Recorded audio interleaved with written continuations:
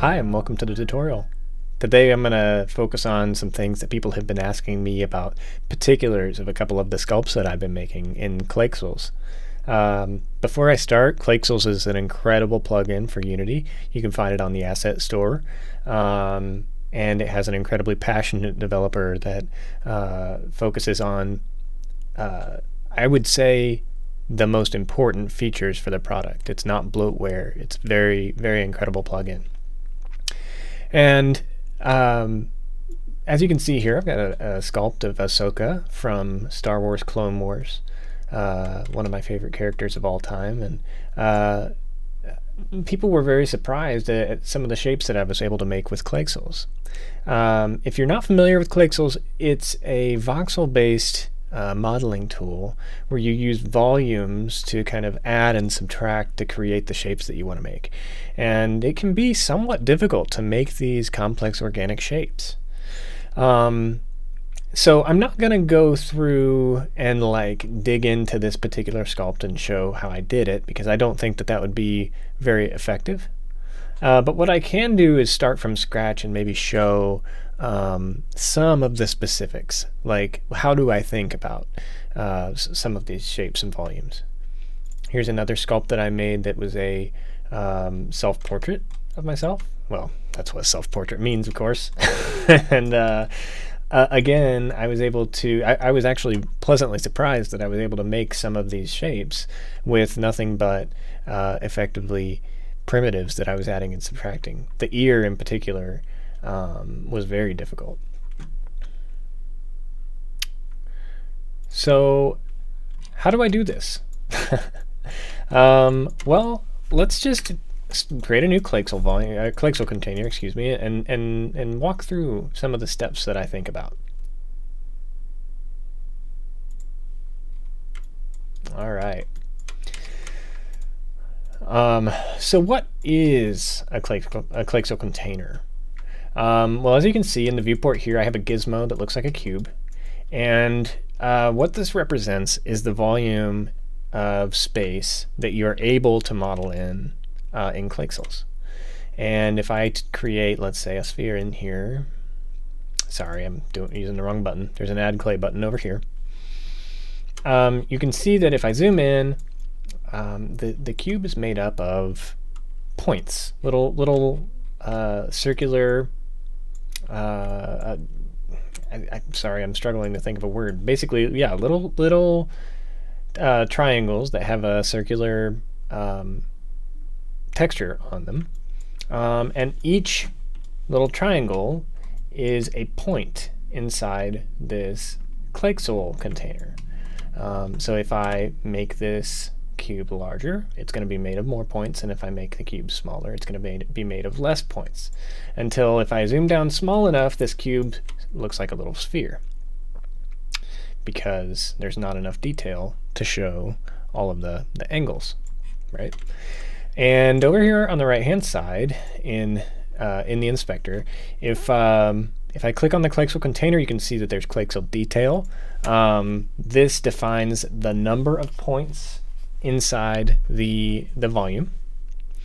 So if I decrease the Clayxel detail, let's say I make it 50, what does it actually do? Well, the number of points that are available in the container doesn't change, but the size of the container changes. Okay, so if you think about that, what does that mean? That means that for this cube, there are less points available.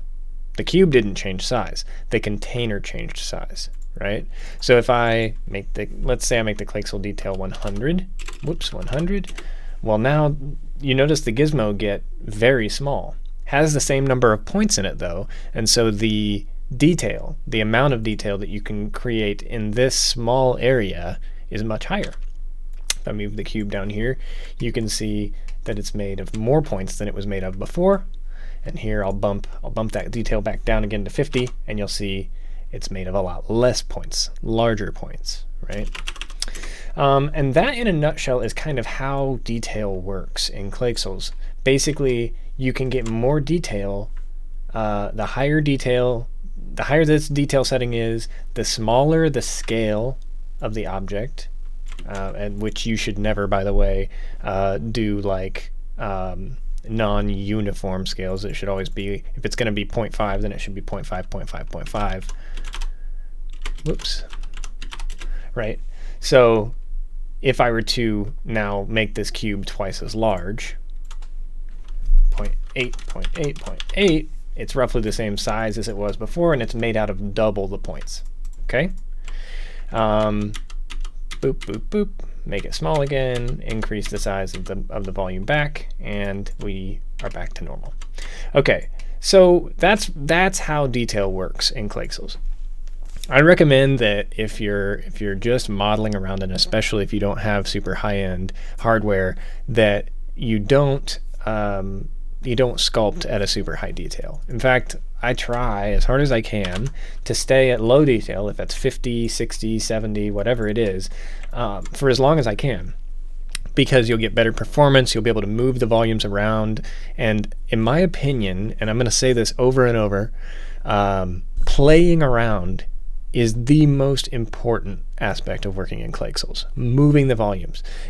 When you're working in ZBrush, or you're working in Maya or Blender, or whatever application that you choose to make more traditional 3D art, when you're working in those programs, you are somewhat limited to being able to make adjustments only to what you see, right? In ZBrush, and I know this isn't 100% true, because I know that ZBrush has Z-spheres and it has ways to edit the underlying structure of the sculpture. But for the most part, when you're sculpting in ZBrush, you're editing, the mesh that you see. You're adding or you're removing from kind of the structure that's already there.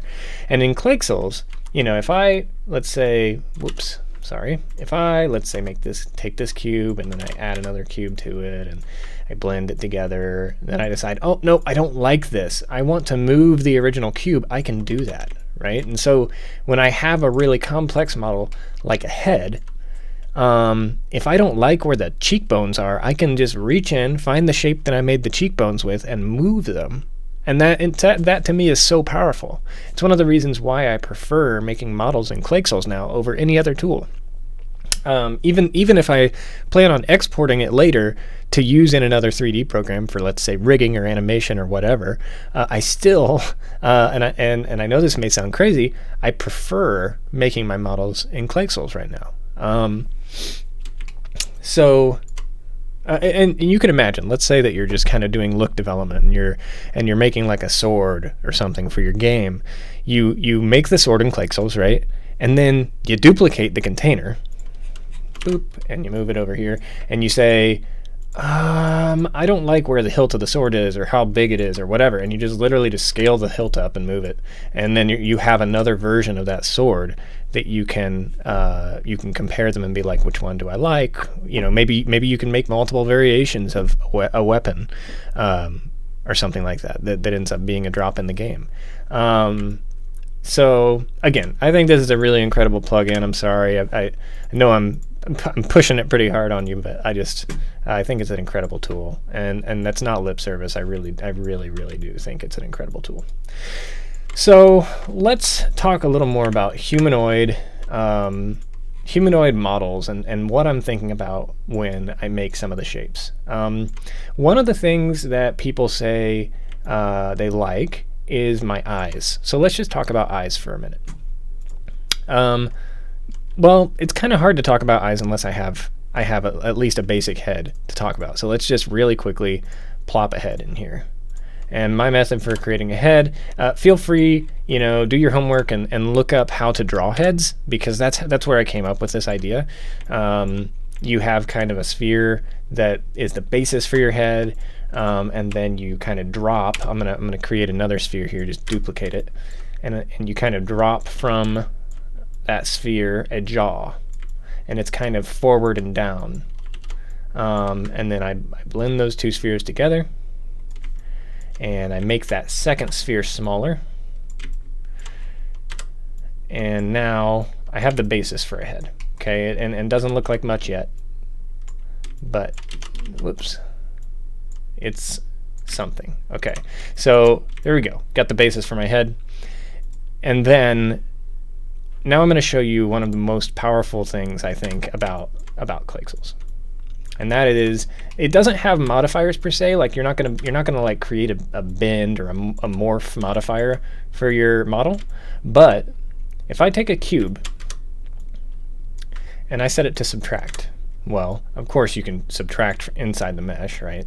But what you can also do is if you bump that blend up, did you see what just happened? It's pushing on the model. Because what it's saying basically is, okay, your mesh is here, blend kind of reaches out a little further and smoothly kind of interpolates between perfect 0, which is somewhere inside. Perfect 0 is somewhere inside here. See how it's like, it's subtracting that volume, right? But you see how when I've got the cube here, it's blending that negative space outward. And if I put it back down to 0, and if I scrub this, you can kind of see what I'm talking about. So you can push on the model with this cube. Then I'm going to scale this down, and now I have kind of a modifier here. And this is important because if you do go look up how to draw a face, you'll see that from the front of the face, it's not typically completely round, right? Some people have round heads, but not everybody has round heads. A lot of people have more angular heads. And so one of the things I like to do is well, I create a couple of these subtraction volumes. I will kind of rotate them. I don't like to ever have like perfect perfect angles, because it's not very interesting. And the more not perfect your angles are, the more interesting your heads will be. So I create one typically that's here kind of pushing up toward the jaw, and then I create another one up here that's pushing down. And then I can decide, well, I don't want the head to be so angled up there. Push in, see what I mean? And both of these, if you pick options mirror X, can affect both sides of the head. So there we go. This is about how I like my head to look from the start. And then what I do is, again, subtraction volumes, so powerful. I add clay, I make it a curve. Curves are so powerful in Clayxels. They don't look like much. When you first create one, you might think to yourself, what am I ever going to do with this? Well, let me tell you. Sometimes you want this thickness here, but the scale tool on a curve doesn't maybe do quite what you expect it to do. Okay, so the Y transformation changes the kind of amplitude of this curve. The X transformation affects, I was going to say period, but it's not really the period. It's just kind of like the length of the curve.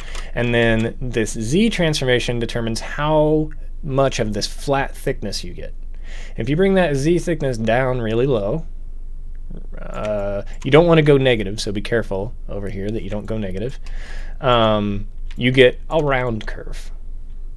And then fatness will affect how fat the spheres are on the edge of these things, and then obviously that thickness then follows the entire curve. And weight determines how much bias there is to one side or the other, and slide determines the bias of the curve itself. Okay, so don't get those confused. Slide is the curve, the bendy part of the curve, and weight is the which sphere is bigger than the other one, right? So 0 would be the left side is 100%, the right side is 0, and 100 would be the right side is 100%, and the left side is 0. 50 is, they're both the same. So I'm going to go ahead and I'm going to rotate it this way, and I'm going to subtract and bring it in here. Okay, so this is going to be kind of my eye line, and I'm going to go ahead and name it that, eye line. And let me do this really quick too. Jaw modifier, and I'm just making these names up. Call it whatever you want. Cranium. How's that for a word? Cranium modifier. And then I'm going to stretch this out, and I'm going to make the amplitude a little higher so that it bends down, and that's why I like the curve. Because if I could do this with a cylinder, but what you would end up with is a straight line, and I don't think any organic shape typically is a purely straight line.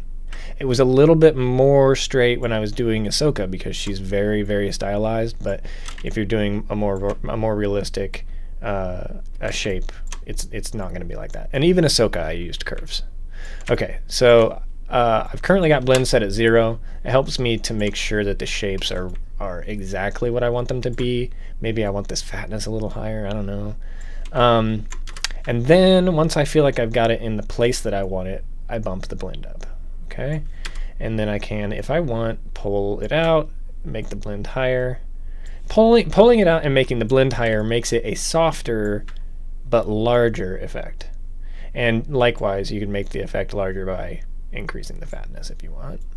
Okay, so there's my head and there's my eye line for this particular model. I'm not spending too much time on this. If I was making an actual model, I would spend a lot more time on this. I'm so picky, and I just tweak and tweak and tweak all day long. Okay, so I got my eye line, and then I'm going to go ahead and bring this down for the mouth, rotate it. I create a mouth line. Some of this is optional, and it depends on the character you're creating, but this just gives you an idea of what I'm thinking about sometimes. Create a mouth line, bring it out, blend it a lot more, bring it out further. Again, I'm basically just kind of lightly pushing in on this face here, and then I create sometimes a chin line, which is kind of like this. Push up on the bottom of the face there. You can see the jaw starting to form, and make that amplitude quite a bit higher. Push in, pull down, push in, tweak, tweak, tweak. Let that be your mantra as you're doing this. Okay? And you can start to see the head forming. One last thing that I'm going to do here, sorry, let me name these mouth line and jaw line, and then I'm going to go ahead and add another piece of clay. Bring it out here. This is a cube, and I'm going to subtract. Subtraction, so powerful in this tool. You can see that I'm creating kind of that where the jaw reaches up to the ear. Ahsoka doesn't have ears. That really threw me off. Blend. And what you'll find with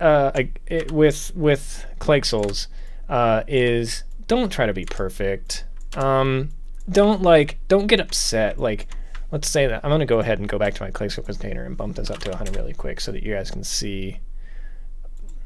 Increase the bound scale so you guys can see what I'm talking about. You see this line that's being created by this cube here?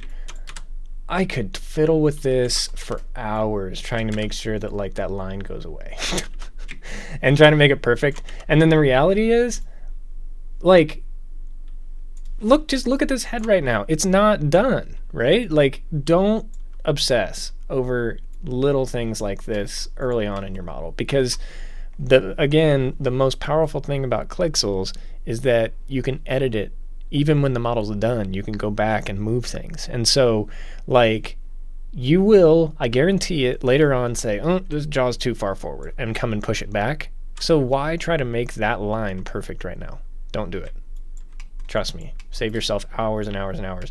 Don't worry about this, middle line and the meridian line and all of that. Just don't worry about these, because like by the time you're done, there's going to be so much more detail that if you still see these lines, they're not going to be very prevalent, and you probably won't see them.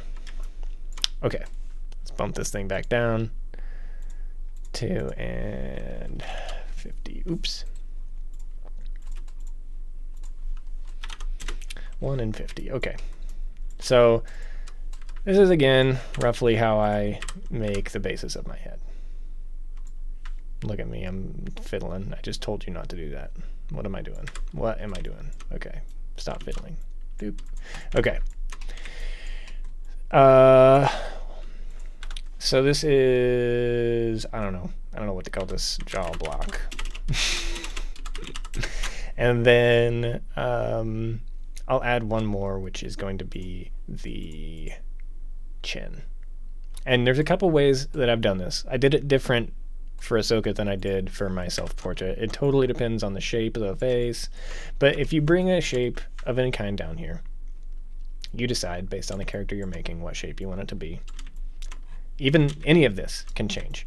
I did this with spheres. Play with making the jaw part a cube or a cylinder or something, and see how it comes out. So you can put a chin in here, blend the chin in. See what I've done? Pretty simple. With Ahsoka, I took one of these and I made it much smaller, and I boop. I'm very confused right now. Sometimes these gizmos are not accurate. Bring the fat down.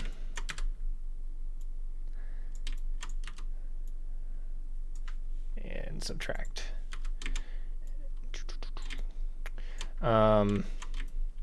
You don't have to do what I'm doing right now. I'm just showing you some of what I'm going to do in this video. I'm not telling you do this with every character. I'm just showing you that, like, you can tweak, you can add, little subtractions and little additions and just kind of like feel it out. Like, I didn't like that this chin was so round, and so I thought, well, what if I cut into that a little bit? Play. Don't forget to play. Pretend that you're sitting at a table with clay and you just are goofing off, because that's how this is going to be fun.